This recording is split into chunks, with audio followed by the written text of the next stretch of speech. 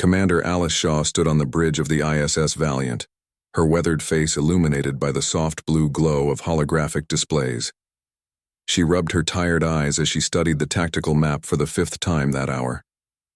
The red dots representing Vex Dominion ships had multiplied again. There were now over 300 enemy vessels surrounding the Altarian homeworld. "Status report," she said, her voice steady despite the gravity of the situation. Lieutenant Sam Hayes looked up from his console. "The Altarian capital shields are at 18%. They won't last another day at this rate." Alice nodded, her expression grim. For 3 years, humanity had watched from the sidelines as the technologically superior Vex Dominion carved a path of destruction through the galaxy. The Altarians, humanity's first and most loyal alien allies, had fought bravely, but were now facing extinction. "Any word from Earth Command?" she asked. Communication Officer Wendy Nelson touched her earpiece. "Message incoming now, Commander." The main screen flickered, revealing the stern face of Admiral Perry. His silver hair was cut short and deep lines framed his mouth. "Commander Shaw, you have authorization to proceed. The 7th Fleet is now under your command." Alice straightened. Her back. "Sir, I understand the risks, but with only 15 vessels, those 15 vessels represent the most advanced technology humanity has ever created," the Admiral interrupted. "The Galactic Council may consider us primitive newcomers, but they're about to learn otherwise." His expression softened slightly. "Bring our people home, Commander." "Yes, sir." The transmission ended and Alice turned to face her crew. 20 pairs of eyes looked back at her, waiting for her words. These were the best officers Earth had to offer, each selected for this mission because they were exceptional. "Send the order to all ships," she said. "We depart in 30 minutes." The bridge burst into activity. Alice stepped away from the command chair and moved to the observation window. Earth hung like a blue jewel against the blackness of space. She wondered if she would see it again. A presence appeared at her side. Tactical Officer Frank Miller stood with his hands clasped behind his back, his gaze also fixed on Earth. "Having second thoughts, Frank?" she asked quietly. He shook his head. "I've studied the Vex attack patterns for 3 years. They're predictable, arrogant. They've never faced a serious challenge, so they've never had to adapt. And you believe our technology will give us the edge we need?" Frank turned to look at her, confidence in his eyes. "I do. The quantum displacement shields alone will change everything. The Vex have never encountered anything like what we're bringing to this fight." Alice nodded, taking comfort in his certainty. Frank Miller had graduated top of his class at the Academy. His tactical simulations had predicted Vex movements with 97% accuracy. "Commander," called Chief Engineer Diane Collins from across the bridge. "All systems are green. The Raven system is fully operational on all ships." Alice felt a flutter of pride. The relativistic accelerated vector energy nodes represented humanity's greatest technological achievement. Weapons that could bend space-time to strike targets with perfect accuracy, regardless of distance or intervening objects. Diane had been central to their development, working tirelessly to perfect the technology. "Thank you, Diane," Alice said, returning to the command chair. "Is the medical bay prepared for casualties?" Medical Director Olivia Martinez nodded from her station. "Fully stocked and ready, Commander, though I hope we won't need it." "As do I." Alice accessed her console, reviewing the crew roster one last time. Intelligence Officer Greg Patel approached, tablet in hand. "Final intelligence report, Commander. The Vex still have no idea we're coming. Their communications show no signs of concern about human involvement." Greg's understanding of alien psychology had proven invaluable during humanity's first contact with non-Earth species. His insights had helped prevent misunderstandings that might have led to conflict. "They don't consider us a threat," Alice noted. "No," Greg agreed. "And that's our greatest advantage." The final preparations were completed with methodical efficiency. Alice addressed the ship-wide communication system. "All hands secure for slipspace transit. We will arrive at the Nubula system in approximately 6 hours." She turned to navigation, Officer Ryan Wilson. "Plot our exit point behind Nubula's third moon. We'll use it for cover until all ships have arrived. Coordinates set, Commander, Ryan confirmed. His fingers moved skillfully over the navigation controls, inputting the precise calculations needed for slip-space travel. Alice took a deep breath. Begin the countdown. The massive engines of the ISS Valiant hummed to life, the vibration subtle but detectable through the deck plates. On the tactical display, 14 other vessels moved into formation. 5 destroyers, 6 cruisers, 3 support ships, and the Valiant herself, Earth's most advanced warship. Slip-space generators at full power, announced Diane Collins. Ready on your mark. Alice Shaw had joined Earth's United Military Forces 20 years ago, when humanity was still confined to the solar system. She had been part of the first expedition to Alpha Centauri, had helped establish the lunar colonies, and had commanded the mission that made first contact with the Altarians. Now she was leading humanity's first interstellar combat mission. The weight of responsibility pressed down on her shoulders, but she stood tall beneath it. All ships report ready, Commander, said Sam Hayes. Alice nodded. Begin slip-space transition. Outside the viewport, space itself seemed to fold. A tunnel of swirling blue energy formed, stretching away from the ship like a road through the stars. The Valiant shuddered once, then smoothly entered the portal. The other ships of the fleet followed, one by one disappearing into the slip-space corridor. In the quiet that followed, Alice studied the mission briefing one more time. The Altarian homeworld had a population of 12 billion. If they failed, all those lives would be lost. We won't fail, she whispered to herself. 6 hours later, the human fleet emerged from slip-space behind Nubula's third moon, exactly as planned. The massive gas giant concealed their arrival from Vex sensors. On the main screen, the Altarian homeworld came into view. It was a beautiful planet of turquoise oceans and emerald continents, and surrounding it, like a swarm of insects, were hundreds of Vex warships. Alice watched as red beams lanced down from the enemy vessels, striking against the weakening planetary shields. Each impact caused the blue barrier around the planet to flicker. Sensors detect heavy bombardment of the northern continent, reported Sam Hayes. The capital city is taking the brunt of the attack. Alice's expression hardened. Open a secure channel to all ships. When the connection was established, she spoke clearly and confidently. This is Commander Shaw. We all know what's at stake here. The Vex Dominion believes they're dealing with frightened primitives who will stand by and watch as they destroy our allies. Today we show them how wrong they are. She paused, looking at each of her officers in turn. We are outnumbered 20-1, but we have surprise on our side, and we have technology they can't imagine. Each of your captains has the attack plan. We strike fast, we strike hard, and we show no mercy to those who would commit genocide. Alice sat straighter in her command chair.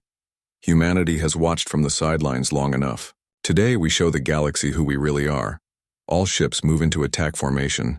We begin in 5 minutes.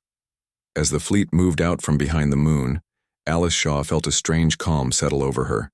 Whatever happened next would change the course of human history forever. Lieutenant Sam Hayes monitored the communications console as the human fleet approached the edge of the Nubula system. His fingers moved quickly over the controls, adjusting frequencies to intercept Vex transmissions. I'm picking up their battle chatter, Sam reported to Commander Shaw. They haven't detected us yet. Communications specialist Laura Boyd nodded in agreement. Translating now. She listened through her earpiece, her expression changing as she deciphered the alien language. They're discussing the final phase of their attack on the Altarian capital. No mention of us. Commander Alice Shaw stood from her chair and moved to the tactical display. Good. Let's keep it that way for as long as possible. The 15 vessels of Earth's 7th Fleet moved silently through space, their advanced stealth systems masking their heat signatures and radar profiles. Tactical Officer Frank Miller had positioned them in what appeared to be a random pattern, but was actually a carefully calculated formation for their first strike.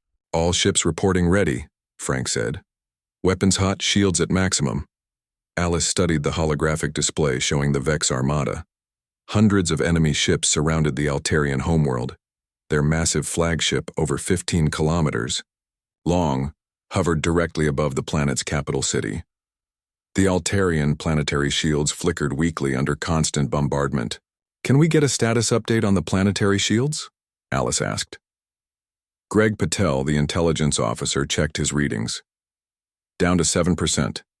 They'll fail completely within the next 20 minutes. Alice's jaw tightened. "Then we don't have much time." On the main view screen, they could see the beauty of the Altarian world. Vast oceans of deep purple and land masses covered in silver-leafed forests. Billions of lives hung in the balance. "Communication from the Altarian Defense Minister," announced Laura Boyd.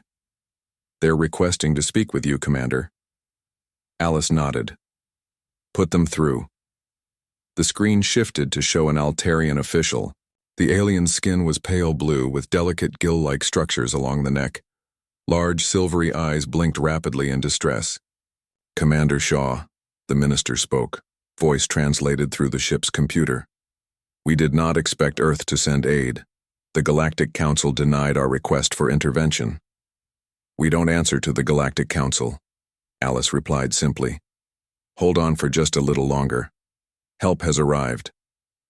The Altarian's expression showed a mixture of hope and doubt. "You bring only 15 vessels against hundreds. We appreciate your courage, but—" "Numbers aren't everything, Minister," Alice interrupted gently. "Trust us." As the communication ended, Chief Engineer Diane Collins approached the command chair. "Raven system is fully charged on all vessels, Commander. We've synchronized the targeting algorithms." "And the quantum displacement shields?" Alice asked. "Operating at 100%, Diane confirmed. They've never been tested in actual combat, but the simulations were promising." Alice turned to Karen Diaz, the weapons officer. "Target the Vex flagship and their 12 largest support vessels. Coordinate with the other ships. I want simultaneous strikes." Karen's fingers danced across her console. "Targets locked. Raven system ready." The whoa. Tension on the bridge was palpable. Earth had observed the galactic conflict from afar for 3 years, developing technologies while the Vex Dominion dismissed humans as primitive newcomers. Now the moment of truth had arrived. "Intercept another Vex transmission," Sam Hayes reported suddenly. His eyes widened. "They've spotted us, Commander." Laura Boyd listened to her earpiece. "They're saying, 'Primitive vessels approaching. No significant threat detected. Continue primary mission.'" A small, grim smile touched Alice's lips. "They're about to learn how wrong they are." The massive Vex flagship began to turn slowly, a minor adjustment to bring some of its weapons to bear on the approaching human fleet. It was a casual movement lacking urgency or concern. "All ships execute attack pattern Delta," Alice ordered. "Fire on my mark." The human vessels adjusted their positions slightly, aligning perfectly for the Raven system's requirements. Frank Miller watched the tactical display with intense concentration. "The Vex are launching interceptors," he reported. "Small fighter craft, probably just a precaution." "They still don't consider us a serious threat," Greg Patel noted. Classic Vex arrogance. Through the view screen, Alice could see the swarm of smaller Vex vessels emerging from their carriers. There were hundreds of them, perhaps thousands, but they moved without urgency. "All ships in position," Frank confirmed. Alice took a deep breath. "Fire." Across the human fleet, the revolutionary Raven system activated. There was no visible beam, no projectile, just a subtle ripple in space as quantum particles were accelerated to relativistic speeds. The weapons bent space-time itself, creating corridors through which devastating energy could travel instantly, bypassing all conventional defenses. On the tactical display, 13 red dots representing the targeted Vex. Ships blinked simultaneously. Then they vanished. Sam Hayes stared at his console in disbelief. "Direct hits. All targets. They're just gone." Through the view screen, they could see it happening. The massive Vex flagship, 15 kilometers of advanced alien technology, simply imploded. Its structure collapsed inward as its own mass was turned against it. 12 other capital ships suffered the same fate, crushed by forces they had no defense against. "My God, whispered Laura Boyd. It worked. For a moment, the remaining Vex ships froze in confusion. Nothing in their experience had prepared them for this kind of attack. Their shields, calibrated to stop kinetic and energy weapons, had offered no resistance. The Vex fleet is in disarray, Greg reported, studying the enemy communications. They don't understand what happened. Alice didn't allow herself a moment of celebration. Second wave targets, she ordered. Their command and control vessels, fire when ready. Again, the Raven system activated. Another 10 Vex ships imploded, their remains drifting in space. The Vex are regrouping, Frank warned. They're launching, all fighters and convergent on our position. Thousands of Vex fighter craft poured from the surviving carrier ships, moving to surround the human fleet. Their confusion had turned to rage. Activate point defense systems, Alice ordered calmly. Engineer, Paul Rodriguez, who had remained quiet until now, spoke up from his station. Releasing micro-drone swarm. From each human vessel, thousands of tiny drones were deployed, each no larger than a honeybee, but containing advanced AI and miniaturized weapons. They formed a protective cloud around the fleet. As the first wave of Vex fighters approached, the micro-drones intercepted them with perfect precision. Tiny beams hit the fighters at their weakest points, disabling engines and weapon systems. First enemy wave neutralized, Paul reported. 0 casualties on our side. On the planet below, the Altarian defense minister watched in stunned amazement. The seemingly unstoppable Vex armada, which had terrorized their world for months, was being systematically dismantled by just 15 human ships. Get me a direct channel to the remaining Vex vessels, Commander Shaw ordered. When the connection was established, Alice spoke clearly. This was a demonstration. You have 30 minutes to surrender and withdraw from Altarian space. No further warnings will be given. She signaled for the transmission to end, then turned to her bridge crew. Phase 1 complete, she said quietly. Now we see if they're smart enough to retreat. Frank Miller shook his head. They won't. Pride won't let them. Alice nodded. Then we continue to Phase 2. The 30-minute deadline passed.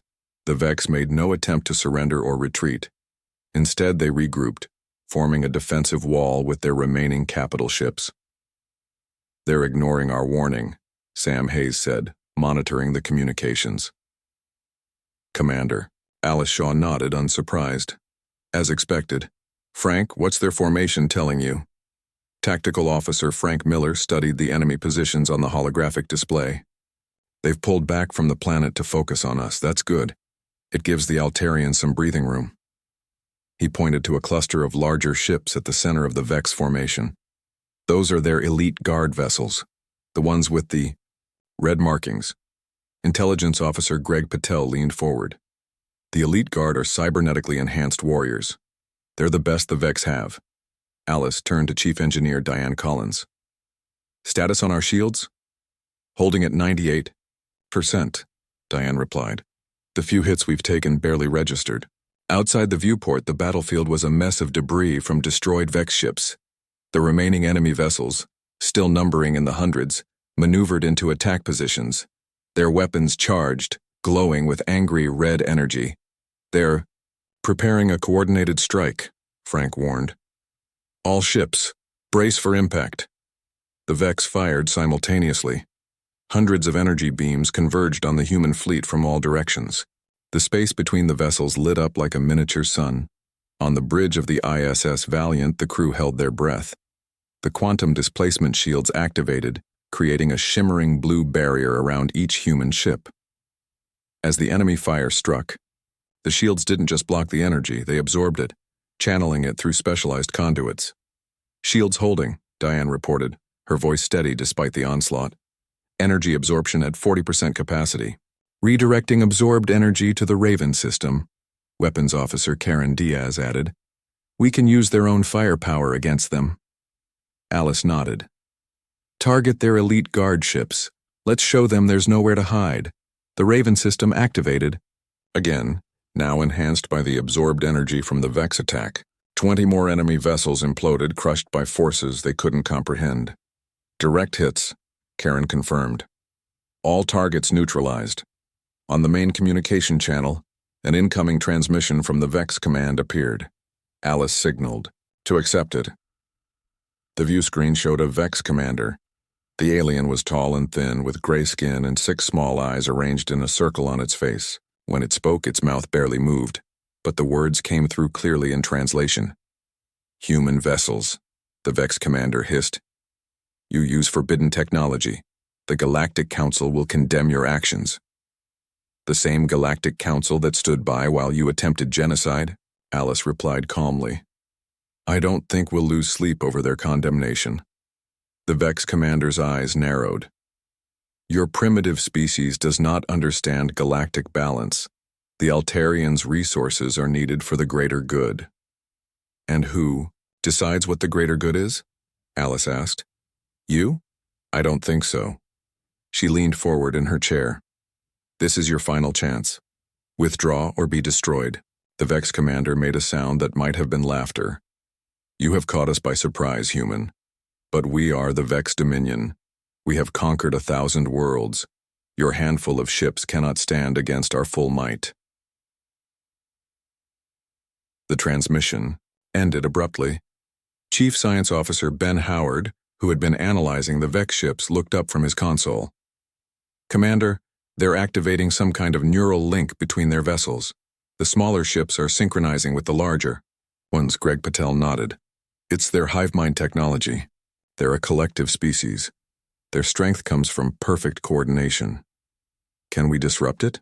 Alice asked. Greg and Ben exchanged glances. "Theoretically," Ben said. "But we'd need to get inside their network." Security Chief Joe Tucker, who had been standing quietly at the back of the bridge, stepped forward. "I have an idea, Commander. Permission to lead a special operation?" Alice turned to face him. "What kind of operation?" "A small team using our stealth shuttles," Joe explained. "We can board their communication hub." He pointed to a smaller Vex structure orbiting Altair's moon. "It's lightly defended because they consider it non-critical infrastructure. But it's the relay point for their hive mind signals." Alice considered this. It was risky, but if successful. "What would you do once aboard?" she asked. Dr. Lisa Fleming, their computer systems specialist, joined the conversation.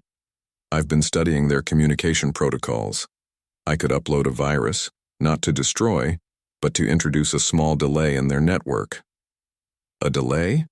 Frank asked, frowning. 5 seconds, Lisa explained. "For a species that operates in perfect synchronicity, even a small disruption would be catastrophic." Alice looked at Joe. "How many people do you need?" "Just 4, he replied. "Small team moves faster. Me, Dr. Fleming, and 2 security specialists." Alice weighed the options. The Vex were regrouping. Despite the significant damage the human fleet had inflicted, they still outnumbered them many times over. A conventional battle could eventually wear down even their advanced shields. "You have authorization," she decided. "But you have 30 minutes. That's all the time we can give you." Joe nodded sharply. "Understood, Commander." As Joe and Lisa left the bridge to prepare, Alice turned back to the tactical display. The Vex were forming into a new attack pattern, more complex than before. "They're learning," Frank noted. "Adapting their approach." "Keep their attention on us," Alice ordered. "Make them think we're preparing another direct assault." The human fleet adjusted position, moving into an aggressive formation. The Vex responded predictably, concentrating their forces to meet the perceived threat. Meanwhile, a small stealth shuttle detached from the underside of the ISS Valiant. Its advanced cloaking technology rendered it virtually invisible, even to Vex sensors. Inside, Joe Tucker and his team prepared their equipment. "Approaching the communication hub," reported the shuttle pilot. "No signs they've detected us." The Vex communication hub was a spindly structure, all angles and protruding antennae.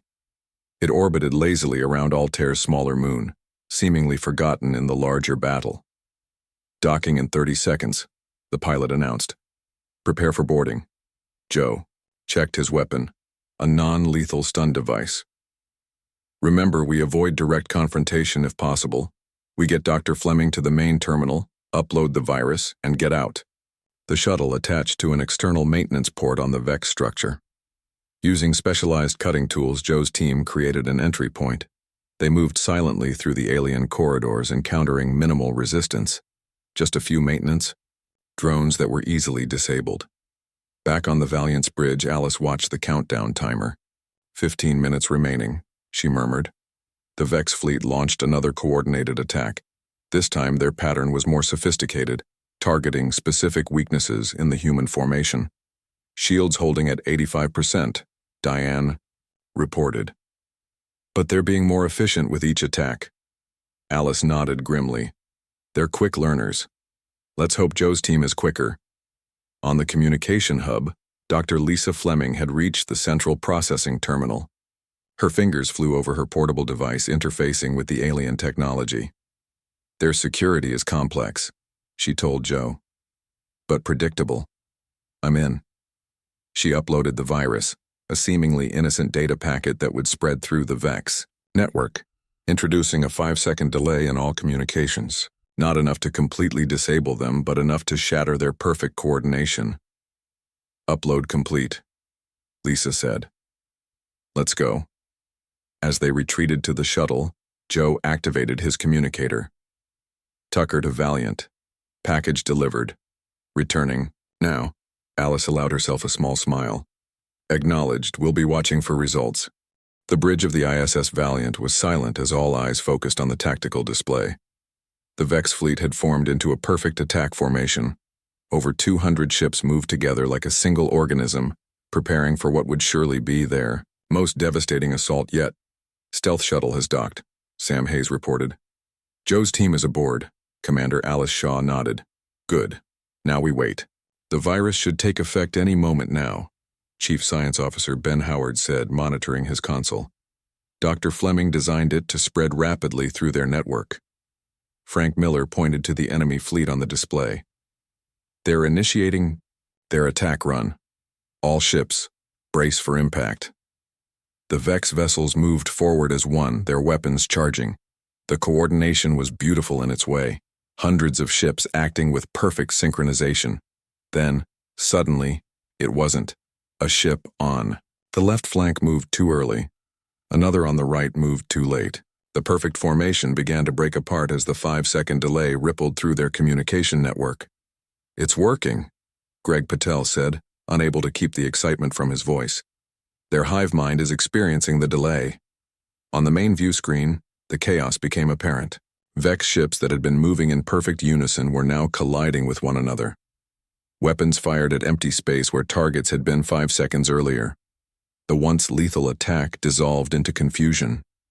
Their communications are going crazy, Laura Boyd reported, listening through her earpiece. They don't understand what's happening. Alice leaned forward. Now's our chance. All ships, target their remaining command vessels. Fire at will. The human fleet responded immediately. The Raven system activated once more, targeting the largest remaining VEX ships. 10 more vessels imploded, crushed by their own mass. Direct hits, Karen Diaz confirmed. Their command structure is crippled. Through the viewport, they could see the results of Dr. Fleming's virus spreading through the VEX fleet. Ships fired on their own allies. Defense systems activated against friendly targets. The perfect machine had become a chaotic mess. We're receiving distress calls from VEX ships, Laura said, surprised. Some of them are trying to surrender. Alice raised an eyebrow. The VEX don't surrender. It must be a trick. I don't think so, Greg said, studying the data. The virus has done more than disrupt their coordination. It's broken their hive mind link completely in some cases. Those ships are acting as individuals now. They don't know how to function that way, Ben added. They've always been part of the collective. They're panicking.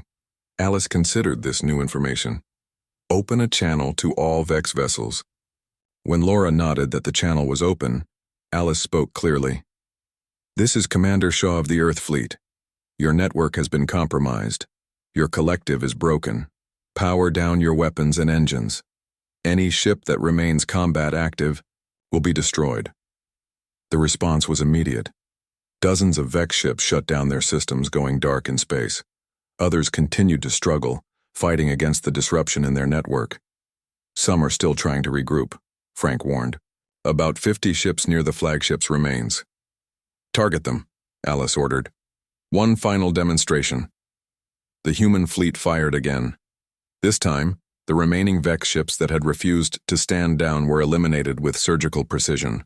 And eerie calm settled over the battlefield. Where once there had been hundreds of enemy vessels, now there were only disabled ships and debris. The battle, if it could be called that, had lasted less than 2 hours. Status report, Alice requested. All human vessels intact, Frank replied. Minor shield damage on 2 destroyers, but nothing serious. No casualties. The Altarian planetary shields are stabilizing, Sam added. They're at 12% and slowly recharging. Alice took a deep breath. This had been almost too easy. 3 years of preparation, of developing technologies while the Vex dismissed humanity as primitives, had paid off beyond their expectations. Incoming, transmission from the Altarian capital, Laura announced. The main screen showed the Altarian defense minister. The alien's expression was difficult to read, but the tone was clear. Commander Shaw, the minister said, what we have witnessed today, there are no words. The Vex Dominion has terrorized our sector for centuries. No species has ever stood against them successfully. We were happy to help, Alice replied simply. The debt cannot be repaid, the minister continued. But know that, from this day forward, humanity has no greater friend than the Altarian people. Alice nodded. We protect our allies, Minister. That's what humans do. As the transmission ended, a new alert sounded on Sam's console. Commander, he said, frowning at his readings, we're detecting multiple slip space signatures entering the system. Alice tensed. Vex reinforcements? No, Sam replied, sounding puzzled. The signatures are varied. Different technologies, many different species. The tactical display showed new vessels appearing at the edge of the system. Dozens of them, representing at least 7 different alien civilizations. We're being hailed by a ship identifying itself as the Galactic Council Observation Platform, Laura reported. Alice exchanged glances with her officers. Put them through. The screen changed to show an alien Alice had never seen before. It had scaled skin and a ridge of spines along its head, a draconid, according to her briefing materials. One of the oldest and most powerful species in the Galactic Council. Human vessel, the draconid said, its voice deep and resonant. I am Ambassador Krell of the Draconid Imperium. We have been monitoring the situation. From a safe distance, I notice, Alice replied coolly. The ambassador's scales shifted color slightly, embarrassment perhaps. The council voted not to intervene in the Vex-Altarian conflict. It was believed that the military power required to defeat the Vex was beyond current capabilities. Clearly, you were mistaken, Alice said. Indeed. The ambassador bowed, its head slightly. We may have gravely underestimated humanity. The council requests a formal meeting with your leadership. This demonstration has raised many questions about Earth's role in galactic affairs. Alice could hear the unspoken concern in the ambassador's voice. A new power had emerged, one capable of defeating the previously unstoppable Vex Dominion. The galaxy's political balance had shifted in just 2 hours. I'll relay your request to Earth Command, Alice said. In the meantime, we'll be helping the Altarians rebuild. The Draconid ambassador nodded. Of course. We await your response. The transmission ended. Greg Patel moved to stand beside Alice's chair. They're scared of us now, he said quietly. Alice shook her head. That's not what we wanted. Fear leads to poor decisions. What happens next? Frank asked. Alice looked out at the stars beyond the viewport. Now comes the hard part.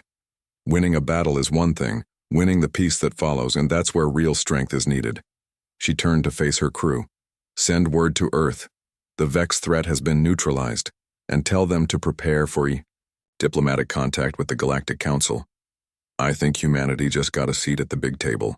1 week after the battle at Nubula, Commander Alice Shaw stood in the Grand Chamber of the Galactic Council. The circular room was massive, with seating for representatives from 17 different species. Today, all eyes were on the small, human delegation. Alice felt strange out of her uniform. Earth Command had insisted she wear formal diplomatic attire for this meeting, a simple blue suit with Earth's new galactic emblem on the chest. Behind her stood Frank Miller, Greg Patel, and Diane Collins, similarly dressed. The Altarian president approached the center of the chamber. Unlike the defense minister, the president had golden markings across blue skin, signifying the highest political rank. Esteemed council members, the president began, voice amplified throughout the chamber. We gather today to acknowledge an act of courage and friendship without parallel in recent galactic history. The president turned to face Alice and her officers. When all others abandoned us, when this very council voted against intervention, humanity answered our call. They came not with a massive armada, but with 15 ships carrying the most advanced technology we have ever witnessed. Murmurs rippled. Through the gathered representatives, some nodded in agreement, others shifted uncomfortably. Today, the president continued, I am honored to present Commander Alice Shaw and the officers of Earth's 7th Fleet with the Stellar Guardian Medal, the highest honor in the Altarian Alliance. The president approached Alice, holding a shimmering medallion that seemed to capture the light from every angle. As it was placed around her neck, Alice bowed slightly in respect. The debt can never be repaid, the president said quietly, for her ears alone. But know that you have the eternal friendship of our people. Alice nodded, genuinely moved. Thank you, Mr. President. The Draconid ambassador, Krell, rose from his seat. His scaled skin reflected the chamber's light as he moved to the speaking platform. The Draconid Imperium acknowledges the valor of Earth's forces, he said, his deep voice filling the room. What humanity accomplished in hours, the combined fleets of the Council could not achieve in years. His next words came reluctantly. I must also acknowledge that I was among those who opposed Earth's membership in the Galactic Council 3 years ago. I believed humans were too primitive to contribute meaningfully to galactic affairs. He bowed his head slightly. I was wrong. Other representatives spoke in turn, most offering praise and thanks. A few expressed concerns, thinly veiled, about the power humanity now wielded. The Vex representative, a junior diplomat sent to replace their deceased leadership, remained silent. Finally, it was Alice's turn to address the council. She moved to the center of the chamber, aware of the historical significance of this moment. She was not a politician or a diplomat, but a soldier. She would speak as one. Esteemed representatives, she began, her voice steady. I stand before you not to boast of victory or to threaten with power. I come with a simple message from Earth. She looked around the chamber, meeting the eyes, or eye equivalents, of each representative in turn. We did not come to conquer, or to claim glory. Humanity stands for a simple principle. Protect those who cannot protect themselves. Today it was the Altarians. Tomorrow, it could be any of you. A few representatives shifted uncomfortably at her words. For 3 years you have treated humans as curiosities, primitive newcomers barely worth notice. You rejected our offers of technological exchange. You denied us membership in this council. You dismissed our warnings about the Vex threat. Alice paused, letting her words sink in. We did not come here seeking approval or admission. We came because it was right. Remember this not as the day you feared humans, but as the day you understood us. Silence filled the chamber as she returned to her place with the other officers. Then, slowly, the Altarian representatives began to tap their hands on their desks, their version of applause. Others joined until the sound filled the chamber. The head of the council, an ancient being from one of the oldest species, raised a hand for silence. This council acknowledges Earth's contribution to galactic peace. We extend an invitation. for humanity to join the Galactic Council as full members, with all associated rights and responsibilities. Alice nodded respectfully, but did not immediately accept. That decision would be for Earth civilian leadership. After the formal session ended, Alice and her officers found themselves approached by representatives from a dozen different species. Some sought military alliances, others technology exchange, and still others simply wanted to establish diplomatic relations. "This is unexpected," Frank Miller said quietly as they moved through the reception that followed. "Not entirely," Greg Patel replied with a small smile. "Fear and respect are powerful motivators." Diane Collins shook her head. "They still don't really understand us. They think we displayed only a fraction of our capabilities." "Let them think that," Alice said. "It might keep the peace longer." As they prepared to return to the ISS Valiant, Lieutenant Sam Hayes approached with a data tablet. "Commander, we're receiving an unusual number of diplomatic transmissions, over 200 requests for meetings with Earth representatives." Alice smiled. "Including from the Vex?" "Yes," Sam confirmed. "Their new leadership is requesting peace negotiations. They're offering significant concessions." "I bet they are," Frank muttered. Alice took the tablet, scrolling through the messages. The galaxy has changed in a single week, not through centuries of warfare, but in moments. As they boarded their shuttle to return to the Valiant, Alice looked out at the sprawling space station that housed the Galactic Council. Representatives from 17 species worked, argued, and compromised here, building a civilization that spanned thousands of worlds. And now humanity would join them, not as junior partners or primitive newcomers, but as equals, perhaps even as leaders. "You know what this means," Greg said, following her gaze. "The era of human isolation is over." Alice nodded, remembering Earth as she had last seen it, a blue jewel hanging in the darkness of space. For all its history, humanity had been bound to a single world, looking up at the stars and wondering about their place in the cosmos. "They thought we were primitive because we hadn't spread across the stars like they had," Sam observed. "They never considered we might have had better reasons to perfect our capabilities before venturing out," Alice replied. The shuttle departed from the station, heading back to the Valiant. On board the ship, the crew was already preparing for the journey home. They had left Earth as explorers and protectors. They would return as heroes and harbingers of a new age. Alice Shaw looked out at the stars, thinking about the future. Humanity had proven itself in battle. Now they would need to prove themselves in peace. It would be a different kind of challenge, but no less important. "Set course for Earth," she ordered as she returned to the bridge. "It's time to go home." As the ISS Valiant entered slipspace, Alice thought about all that had changed. The galaxy would never be the same. Humanity would never be the same.